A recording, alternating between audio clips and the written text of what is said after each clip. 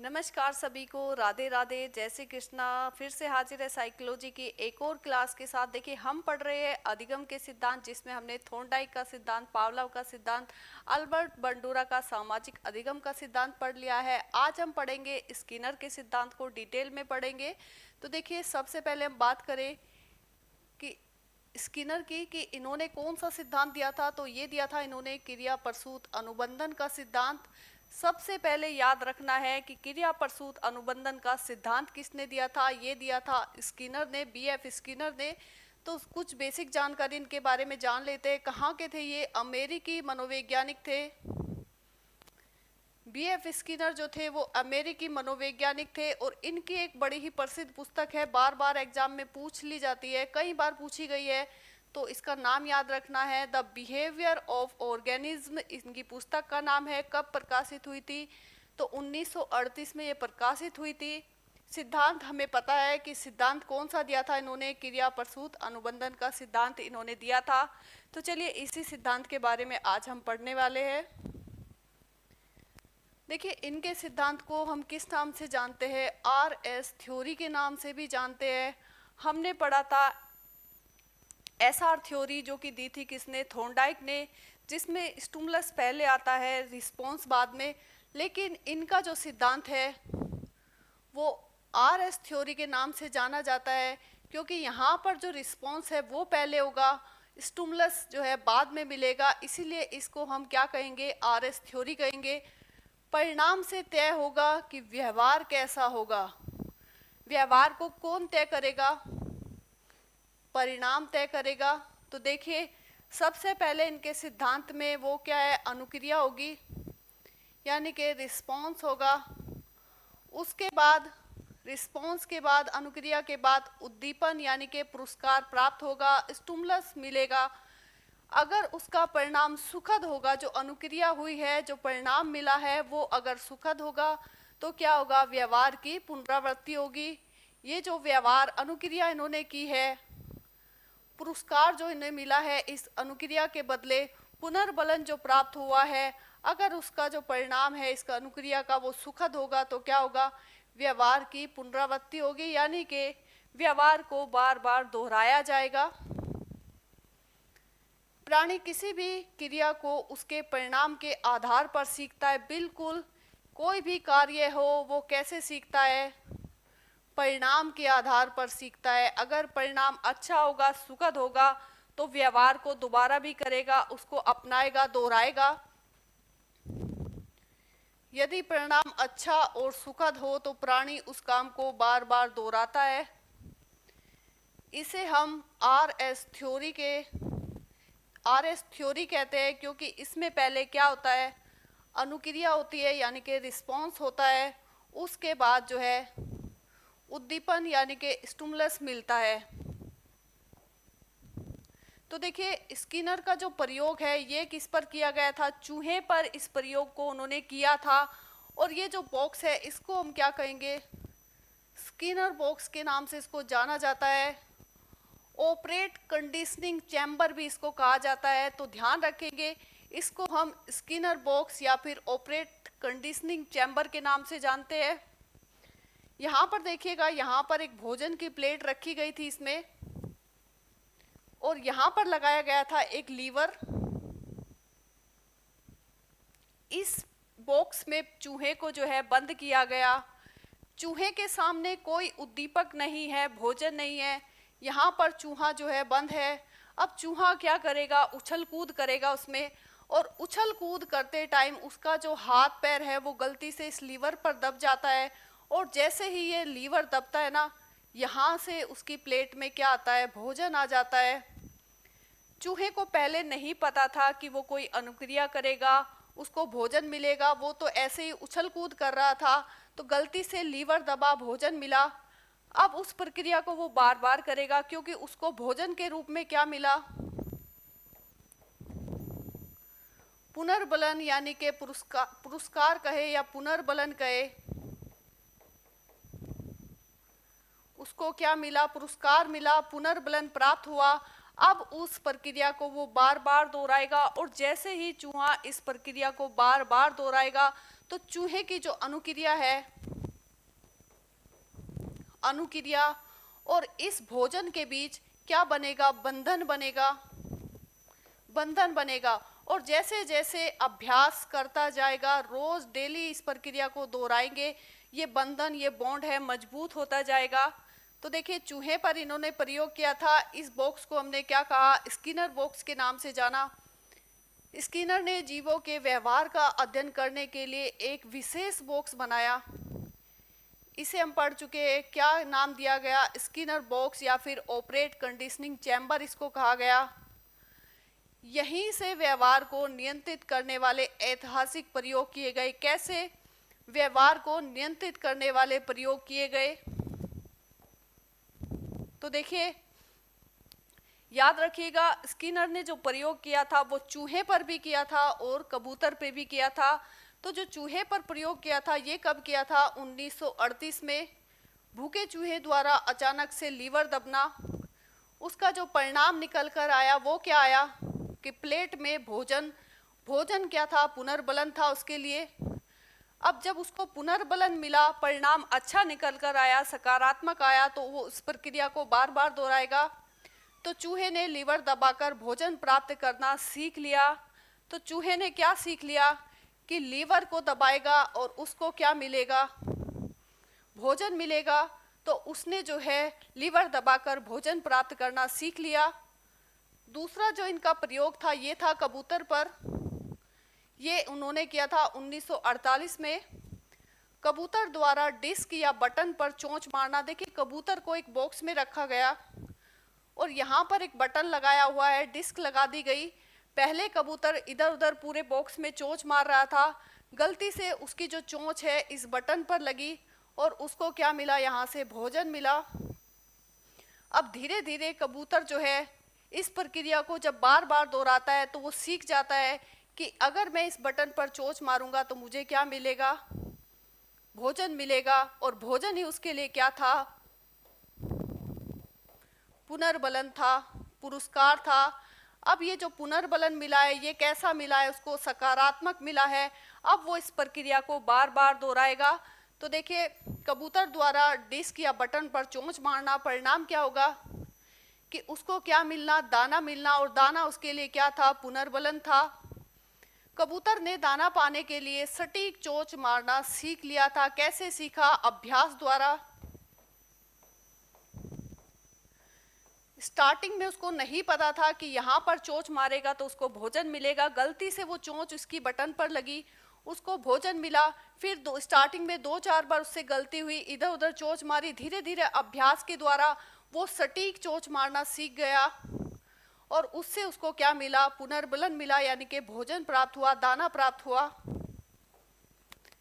तो देखिए पुनर्बलन को अगर हम देखें तो पुनर्बलन भी कितने प्रकार के होते हैं, 2 प्रकार के होते हैं। एक होता है सकारात्मक पुनर्बलन और एक होता है नकारात्मक पुनर्बलन।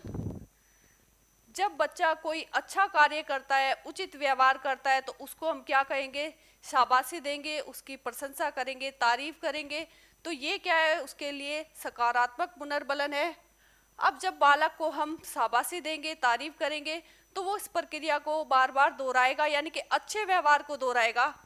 लेकिन बात करें नकारात्मक पुनर्बलन की, अगर बालक गलत व्यवहार करता है, अनुचित व्यवहार करता है, मानकर चलिए पड़ोस के बच्चे को पीट कर आ जाता है, तो क्या आप उसकी तारीफ करेंगे, नहीं करेंगे। तब आप क्या करेंगे, उसको डांटेंगे, डराएंगे, धमकाएंगे, ताकि वो उस गलत व्यवहार को दोबारा ना करे। तो इसे हम कहेंगे क्या, नकारात्मक पुनर्बलन। तो देखिए बात करें सकारात्मक पुनर्बलन की, तो अच्छा काम करने पर क्या देना, बालकों को पुरस्कार देना, उनकी प्रशंसा करना। उदाहरण के लिए अगर कोई बालक सही उत्तर देता है तो सही उत्तर देने पर उसको क्या देना, शाबाशी देना, तारीफ करना, टॉफी देना, उसको अच्छे नंबर देना। उद्देश्य क्या है कि अच्छे व्यवहार को बढ़ावा देना, यानी कि बालक जो शाबाशी उसको मिली है, अच्छे नंबर मिले हैं, टॉफी मिली है, इनसे क्या होगा, प्रेरित होगा और आगे भी अच्छा व्यवहार करेगा। तो सकारात्मक पुनर्बलन हमने देख लिया है। अब हम बात करेंगे नकारात्मक पुनर्बलन क्या है। तो देखिए, किसी कष्टदायक परिस्थिति को हटाना, उदाहरण के लिए शोर बंद करना, दंड से मुक्ति देना। उद्देश्य क्या है कि सही व्यवहार की क्या करना, पुनरावृत्ति करना, गलत व्यवहार पर रोक लगाना, उसको रोकना और सही व्यवहार सिखाना, उसकी पुनरावृत्ति करना। मानकर चलिए आप धूप में बाहर जा रहे हैं, तो धूप आपकी आंखों को लगी, आंखों में जलन हुई, तो आप क्या करेंगे, सनग्लासेस लगा लेंगे धूप से बचने के लिए। ये क्या है, नकारात्मक पुनर्बलन है। आपने धूप से बचने के लिए सनग्लासेस लगाए, आपको जो है उससे आराम मिला, धूप से बचाव हुआ, तो आगे भी आप क्या करेंगे, जब भी धूप में जाएंगे तो आप चश्मा लगा लेंगे पहले ही। ये क्या हुआ, सही व्यवहार हुआ। और आगे से कभी भी आप जाएंगे तो क्या करेंगे, धूप में चश्मा ही लगा कर जाएंगे, तो उस सही व्यवहार की क्या करेंगे, पुनरावृत्ति करेंगे। ये था सकारात्मक और नकारात्मक पुनर्बलन। देखिए, शिक्षा में जो है, शिक्षा के सिद्धांत के जो है शैक्षिक उद्देश्य क्या है, सिद्धांत के मुख्य शैक्षिक उद्देश्य, यानी कि शिक्षा में इसका किस प्रकार से प्रयोग किया जाता है, शिक्षा के क्षेत्र में सिद्धांत के क्या उद्देश्य है, उनको देखेंगे। तो देखिए, सबसे पहला है व्यवहार नियंत्रण व व्यवहार का क्या करना, संशोधन करना। सबसे पहले व्यवहार नियंत्रण व संशोधन, बच्चों या विद्यार्थियों में अच्छे और स्वीकृत व्यवहार को बढ़ावा देना। कैसा व्यवहार, अच्छा व्यवहार। किस प्रकार से कि जैसे ही बालक कोई उचित व्यवहार करता है उसको तुरंत वहां पर पुश किया जाए, पुरस्कार दिया जाए, उसकी तारीफ की जाए, ताकि उस बालक जो है उस अच्छे व्यवहार को दोहराए, बार बार दोहराए, उसकी क्या करे, पुनरावृत्ति करे। अधिगम को प्रभावी बनाना, सही दिशा में प्रेरित करना। कैसी दिशा में, सही दिशा में, सटीक दिशा में बालक को क्या करना, प्रेरित करना। किसके द्वारा, पुरस्कार द्वारा, तारीफ द्वारा, प्रशंसा द्वारा बालक की क्या करना, प्रशंसा करना, तारीफ करना, उसको पुरस्कार देना। करने के लिए क्या दे, पुरस्कार दे, प्रशंसा करे, सटीक उपयोग करे। किसका, पुरस्कार का, प्रशंसा का सटीक उपयोग करे कि बालक जो है सही दिशा में प्रेरित हो। किसके द्वारा प्रेरित होगे, पुरस्कार द्वारा, प्रशंसा द्वारा, तारीफ द्वारा। सीखने की गति को तेज करना। देखिए, बालक की गति धीमी कब हो जाती है, बालक जो पढ़ रहा है वो एकदम ज़्यादा कठिन हो गया है, बहुत लंबा हो गया है, नई विषय वस्तु है जिसको वो समझ नहीं पा रहा है, तो बालक की जो सीखने की गति है वो क्या हो जाएगी, धीमी हो जाएगी। तब आप क्या करें कि नई जो विषय वस्तु को सरल चरणों में बांटकर उसको आसानी से समझाए। कोई विषय वस्तु जो है बहुत बड़ी है तो उसको क्या करे, इकाइयों में बांटकर उसके सामने प्रस्तुत करे। जैसे ही एक इकाई पूरी हो जाए उसके टेस्ट लिए जाए, और जैसे ही टेस्ट में अच्छे नंबर आए तो उसको जो है शाबाशी दी जाए, तारीफ की जाए। तब क्या होगा, बालक का इंटरेस्ट जो है उसमें बना रहेगा, बार बार उसको तारीफ मिलती रहेगी तो पुनर्बलन प्राप्त होगा। तो देखिए, इस कारण जो है बालक के सीखने की गति को तीव्र किया जा सकता है। शिक्षक जो है टूल किट के रूप में कैसे इसका जो है प्रयोग कर सकते हैं, कक्षा में व्यावहारिक उपयोग इसका किस प्रकार से कर सकते हैं। प्रशंसा और पुरस्कार, देखिए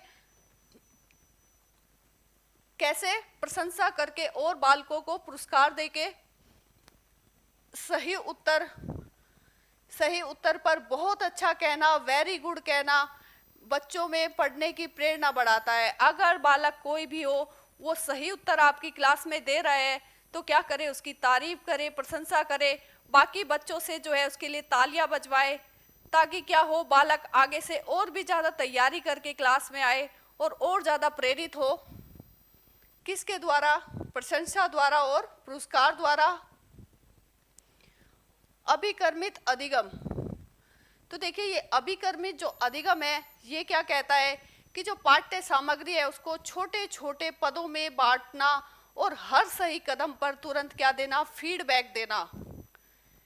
यानी कि कोई भी अगर विषय वस्तु है उसको किस प्रकार से छोटी छोटी यूनिट में बांट कर पढ़ाना, और एक यूनिट पूरी हो तो उसको सही तरीके से बालक को फीडबैक देना, पुनर्बलन देना, उसको पुरस्कार देना, फिर सेकंड यूनिट पर जाना, और जैसे ही सेकंड यूनिट पूरी हो उसकी तैयारी बालक को अच्छे से कराई जाए, फिर क्या उसके टेस्ट लिए जाए, जैसे ही वो टेस्ट में अच्छे नंबर आए तो उसको पुरस्कार मिलेगा। तो इससे क्या होगा कि बालक का जो इंटरेस्ट है वो पूरी तरीके से विषय वस्तु में बना रहेगा, उबेगा नहीं बिल्कुल भी, उसकी जो गति है वो धीमी नहीं पड़ेगी। तो बालक को क्या करे, छोटे छोटे पदों में बांटकर बढ़ाना है, और उसे क्या देना है, फीडबैक देना है, पुरस्कार देना है। तुरंत ही जैसे ही वो सीख ले एक यूनिट को, वहां पर उसको फीडबैक प्राप्त होगा तो वो प्रेरित होगा आगे की यूनिट को सीखने के लिए। अवांछित व्यवहार में सुधार, अगर बालक कोई भी अवांछित व्यवहार यानी कि अनुचित व्यवहार, गलत व्यवहार को करता है तो क्या करे, अवांछित व्यवहार में सुधार, गलत व्यवहार को नजरअंदाज करना ताकि वह व्यवहार अपने आप ही खत्म हो जाए, और गंभीर अभ्यास से जटिल जो कौशल है उसको सिखाना। देखिए, अगर कोई बालक जो है बार बार अनुचित व्यवहार कर रहा है तो उसको क्या करे, नजरअंदाज करे। अगर आप उस पर ज्यादा ध्यान देंगे तो बालक उस व्यवहार को दोबारा दोहराएगा, तो आप उसको कुछ टाइम के लिए देखे ही नहीं, उसको नजरअंदाज करे, अनदेखा करे, तो बालक धीरे धीरे उस व्यवहार को अपने आप ही छोड़ देगा। और क्या करे, उसको नए कौशल सिखाए, जटिल कौशल सिखाए, किसके द्वारा, गंभीर अभ्यास द्वारा। तो देखिए, ये था आज का हमारा जो है स्किनर का क्रिया प्रसूत अनुबंधन का सिद्धांत। क्लास आपको कैसी लगी है कमेंट बॉक्स में बताइएगा। पसंद आए तो प्लीज़ वीडियो को लाइक कीजिएगा। मिलते हैं नेक्स्ट क्लास में एक और नए सिद्धांत के साथ।